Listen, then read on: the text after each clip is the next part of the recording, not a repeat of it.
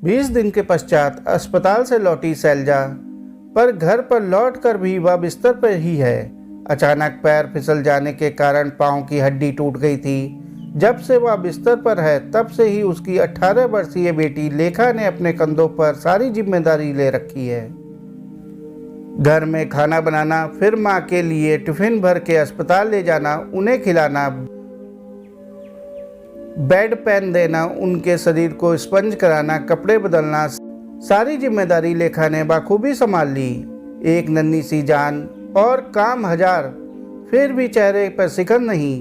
इतने सब कामों के बीच भी अपनी पढ़ाई जारी रखना कोई मामूली बात नहीं है, परंतु लेखा ने उसे भी बखूबी संभाल लिया है, क्योंकि इस साल उसे इंजीनियरिंग एंट्रेंस एग्ज़ाम देना है।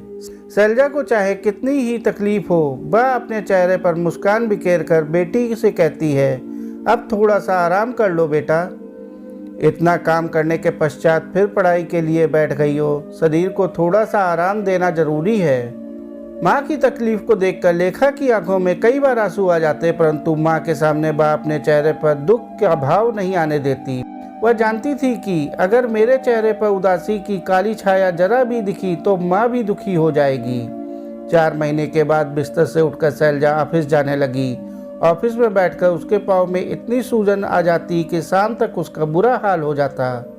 घर आते ही बेटी प्यार से कहती, माँ आप थोड़ी देर लेट जाओ, आपको मैं चाय बना कर देती हूँ, फिर उठकर चाय पी लेना, पाँव की सूजन भी कम हो जाएगी। शैलजा की आंखें भावुकता में भीग जाती बेटी का प्यार और सेवा पाकर। वह मन ही मन सोचती, ईश्वर ने अगर मुझे बेटी नहीं दी होती तो आज इतनी सेवा कौन करता, कौन मेरी तकलीफ को समझता और छोटी से छोटी बात का ध्यान कौन रखता। परीक्षा का परिणाम आया तो लेखा के चेहरे पर खुशी ना देख शैलजा ने पूछा, क्या बात है बेटा, इतनी उदास क्यों हो? आओ मेरे पास आकर बैठो और जो भी बात हो मुझसे कहो।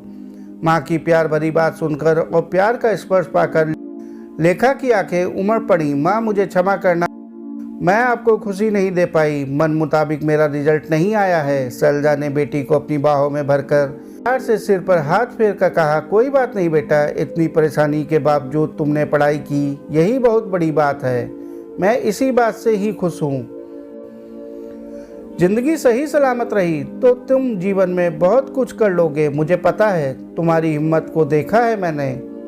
कभी कभी परेशानी से मेरा मन डोल जाता था, पर तुम्हें अपने निश्चय पर अडिग देखा है मैंने। तुम में जो आत्मविश्वास है वह आत्मविश्वास तुम्हें जीवन में प्रगति के पथ पर ले जाएगा।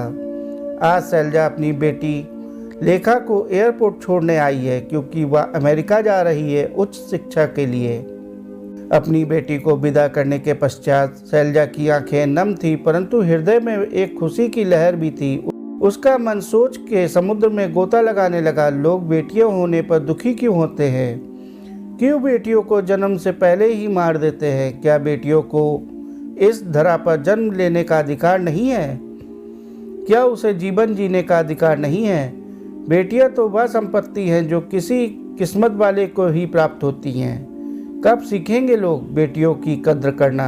हे ईश्वर, तुम्हें कोटि कोटि धन्यवाद, तुमने मुझे एक बहुमूल्य रत्न मेरी बेटी दी है। दोस्तों, कहानी को अंत तक सुनने के लिए आपको बहुत बहुत शुक्रिया। कहानी अच्छी लगी हो तो कहानी को लाइक और चैनल को सब्सक्राइब कर लें।